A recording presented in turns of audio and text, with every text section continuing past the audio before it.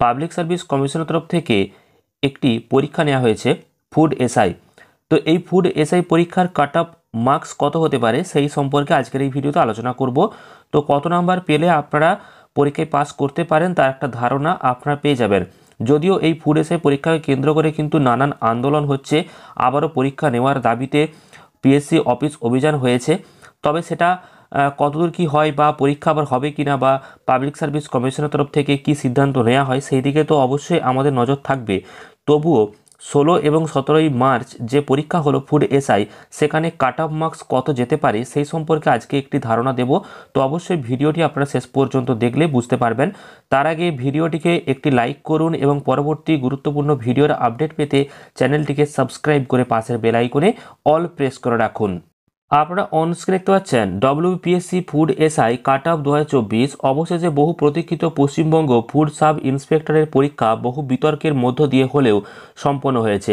এখন পরীক্ষার্থীদের মনে একটাই প্রশ্ন, এর রেজাল্ট কবে আসবে বা বিভিন্ন ক্যাটাগরির জন্য কাট অফ মার্কস কত হতে পারে।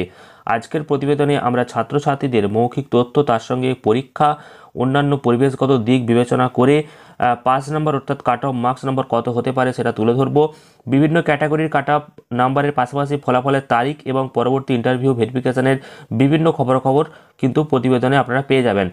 তো WPSC food SI cut off যে নাম্বার 2024, সেখানে একটি খুবই গুরুত্বপূর্ণ ব্যাপারে বলা হয়েছে যে কাট অফ নিশ্চিতভাবে বলা কিন্তু অসম্ভব, তবুও কিন্তু একটি নির্ধারিত কাট অফ মার্কস করা হয়েছে।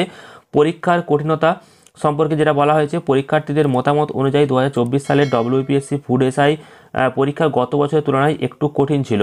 অংশগ্রহণকারীর যে সংখ্যা 2024 সালে প্রায় 13 লক্ষ পরীক্ষার্থী পরীক্ষায় অংশগ্রহণ করেছিল, যা গত বছরের তুলনায় অনেক বেশি। আর শূন্য পদের সংখ্যা 2024 সালে 480টি শূন্য পদে নিয়োগ করা হবে। তো এই বিষয়গুলি বিবেচনা করে একটি আনুমানিক কাট অফ মার্কস কিন্তু রাখা হয়েছে। তো যেখানে আনরিজার্ভড যে জেনারেল ক্যাটাগরি, সেই ক্যাটাগরিতে কিন্তু 90 থেকে 95 কাট অফ মার্কস রাখা হয়েছে।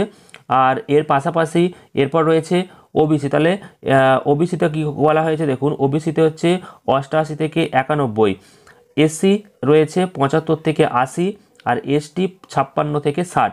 তো এই হচ্ছে আনুমানিক কাট অফ মার্কস, যেখানে আনরিজার্ভড ক্যাটাগরি অর্থাৎ যারা জেনারেল ক্যাটাগরি তারা কিন্তু 90 থেকে 95 পেলে পাস করতে পারে একটা অনুমান।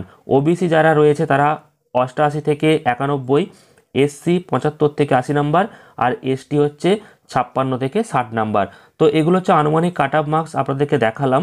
তো এগুলো কিন্তু একদমই যে সঠিক সেটা কিন্তু নয়, এটা কাট অফ মার্কস একটা অনিশ্চিতভাবে আপনাদেরকে জানানো হচ্ছে। তবে পরবর্তীকালে এই যে পরীক্ষা সংক্রান্ত যে একটি আপডেট আসছে, বারবার অভিযান চালানো হচ্ছে পিএসসি অফিসিয়াল ওয়েবসাইটে, তো সেখানে সেই অভিযানের পর কি পরীক্ষা আবার হবে বা এই সংক্রান্ত নতুন যখন আপডেট পাবো অবশ্যই আবারও আপনাদেরকে ভিডিওর মাধ্যমে জানাবো। তো আপনারা চ্যানেলটিকে সাবস্ক্রাইব করে রাখুন, পরবর্তী গুরুত্বপূর্ণ ভিডিওর আপডেট পেয়ে যাবেন। আর ভিডিওটি প্রচুর পরিমাণ শেয়ার করুন এবং লাইক করুন। ধন্যবাদ।